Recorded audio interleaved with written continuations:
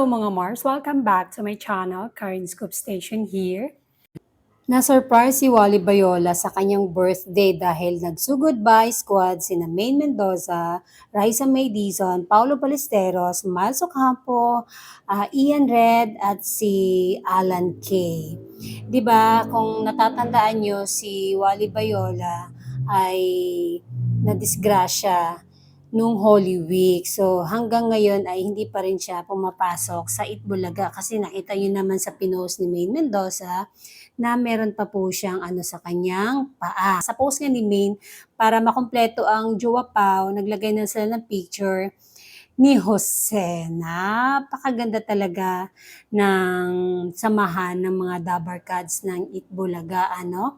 Talagang solid ang kanilang samahan.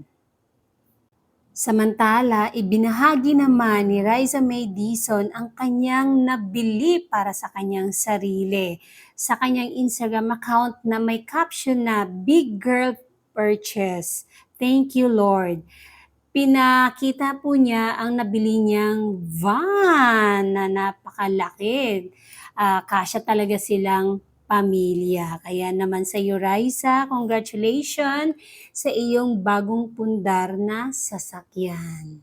And that's it mga Mars. Thank you for watching this video. Please like, comment, share, and subscribe for more scoops. Bye!